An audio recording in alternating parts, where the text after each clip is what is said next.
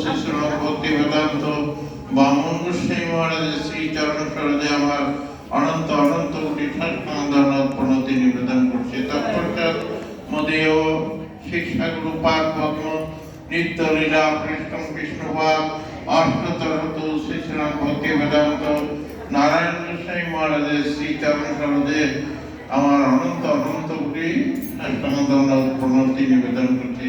তদীয় ব্যাস পূজা মহোৎসব আবির্ভাব তিথি পূজা উপলক্ষে আমরা সবাই ওনার শ্রীচরণ কমলে পুষ্পাঞ্জলি প্রদান করেছি এবং প্রার্থনা জানাচ্ছি যে তিনি আমাদের উপরে কৃপা করুন যাতে আমাদের কৃষ্ণ ভক্তি লাভ হয়। তৎপশ্চাৎ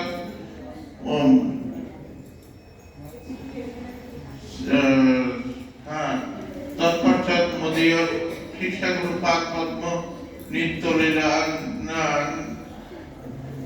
লীলা কৃষ্ণ বিষ্ণুপাদ অষ্টতরত শিশুরাম ভক্তি বেদান্ত নারায়ণ গোস্বামী মহারাজ এবং অন্যান্য গুরুবর্গ এবং পূজ্যপাদ শ্রী গোস্বামী মহারাজের শ্রী চরণ কমলে আমার প্রণাম নিবেদন জানাচ্ছি এবং কৃপা প্রার্থনা।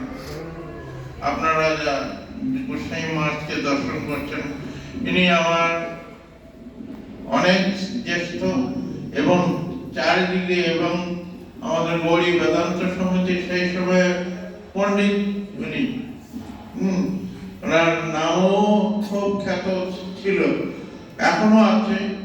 যাই হোক, আপনারা সবাই মিলে কৃপা করুন যাতে আমাদের সবারই প্রত্যেকের প্রীতি শুভেচ্ছা ইত্যাদি সব সমৃদ্ধ থাকে, তার জন্য আমি প্রার্থনা জানাচ্ছি গোস্বামী মহারাজের শ্রীচরণ কমলে যে তিনি কৃপা করুন যাতে আমরা এইরকম ভাবে মিলে জুলে প্রত্যেকের মধ্যে সমৃদ্ধি রেখে আমরা যেন জীবন কাটাতে পারি, বসবাস করতে পারি।